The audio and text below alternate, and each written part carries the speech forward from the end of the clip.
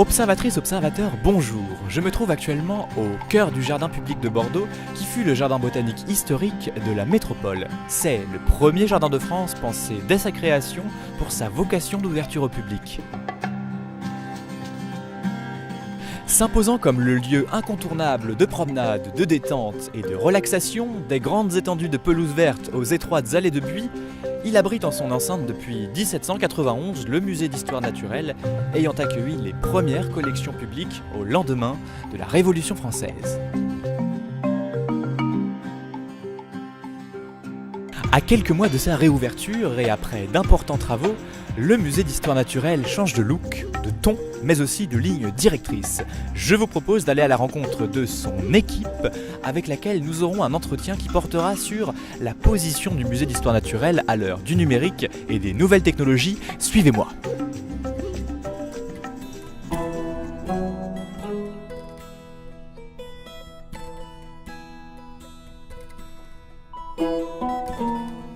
Mathieu Landreau, bonjour, merci de nous recevoir. Alors vous êtes le régisseur des collections au musée d'histoire naturelle de Bordeaux. On assiste aujourd'hui à un renouveau dans la ligne directrice des musées avec la prise en compte de nouvelles problématiques comme l'écologie. Alors comment aujourd'hui on s'adapte à ces nouveaux enjeux dans un lieu si représentatif du monde vivant qu'est le musée d'histoire naturelle? On va essayer de le faire sur deux points de vue différents. Le premier va être le bâtiment en lui-même. On a un système ici assez novateur qui permet de récupérer de l'énergie liée au collecteur d'eau usagée. Et cette énergie va permettre de chauffer entièrement le muséum et de devenir autonome à ce niveau-là. Donc voilà déjà un engagement au niveau écologique. Et ensuite, bien sûr, au niveau de la scénographie, le deuxième étage, qui est un espace permanent, va traiter de l'homme et de la nature, donc la nature vue par l'homme, sur ses différents aspects, donc notamment comment les collections d'histoire naturelle se sont constituées, donc la collecte, et puis bien sûr maintenant la préservation de l'environnement, pourquoi les espèces diminuent petit à petit, qu'est-ce qu'il faut faire pour les protéger, etc. Avec vos équipes, vous travaillez depuis ces dernières années à repenser le lieu socialement, à repenser l'espace en prenant en compte des objectifs pédagogiques. Comment la notion de passé et de futur est-elle représentée au cœur du musée? On peut déjà parler du bâtiment et de la scénographie, puisque toujours le deuxième étage, toujours l'espace permanent, on a gardé le cachet historique du muséum avec les anciennes vitrines qui sont présentes dans l'esprit, puisqu'en fait c'est juste la structure qui est gardée et toute la vitrine en elle-même a été refaite. Donc toutes les moulures sont refaites à l'identique de l'ancien, histoire de garder cet esprit ancien muséum. Ensuite, on n'est plus au 19e siècle, donc ce n'est plus la peine de tout montrer. Maintenant, on va montrer beaucoup moins, mais surtout on va expliquer pourquoi on a choisi ces spécimens-là, spécialement emblématiques. Et puis de toute façon, le muséum, même pendant sa fermeture, a le dispositif Le Muséum chez vous, qui permet à une partie des collections, sous forme de malle pédagogique, et d'un animateur, de se déplacer dans les écoles, les centres de loisirs, les EHPAD, les maisons de retraite, d'être présent toujours malgré la fermeture.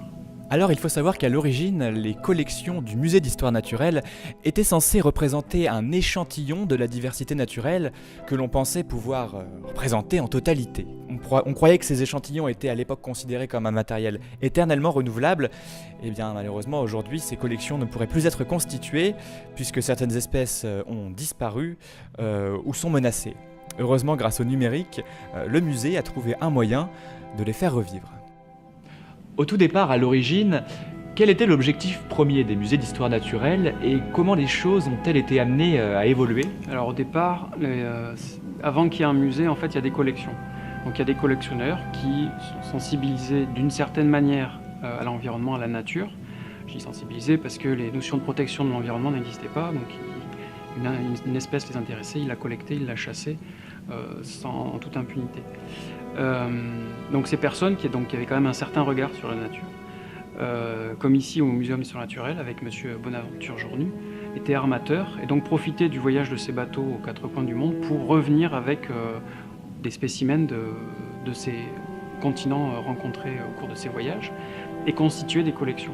Donc au départ, c'est des collections privées. Les postures des animaux ont évolué au cours du temps. Donc au départ, comme je le disais, c'était plutôt de manière scientifique, de pouvoir comparer les espèces. Maintenant, on va présenter les espèces dans des postures qui rappellent le milieu naturel. Elles peuvent être en train de courir, en train de se nourrir, en train de faire une parade amoureuse. Voilà. Après, c'est en fonction du choix de la muséographie qu'on va faire, telle thématique abordée. S'il y a une chose qui ne change pas en tout cas, c'est l'intérêt du jeune public pour les animaux. Mais à l'heure de la télévision, des jeux vidéo, des tablettes, des ordinateurs, des smartphones, comment arrivez-vous à toujours susciter leur attention, à susciter l'attention des enfants pour les animaux et à les amener au musée? Les thématiques sont choisies et ensuite il y a tout un discours qui est fait de manière à rendre accessible des notions scientifiques un peu complexes à ce jeune public qui de toute façon est curieux, même si tout se fait par les jeux vidéo beaucoup.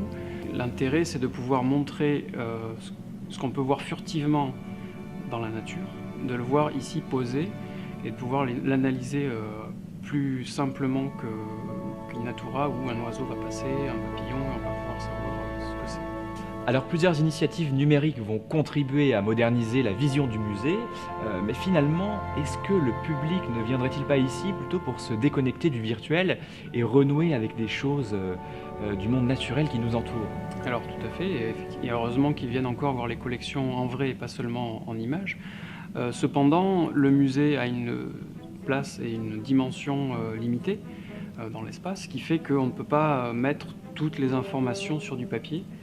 Et donc grâce à des multimédias, donc soit sous forme d'écran tactile dans lequel on va cheminer, soit avec des petits écrans qui ont des diaporamas, on va donner des précisions sur des spécimens présentés en collection.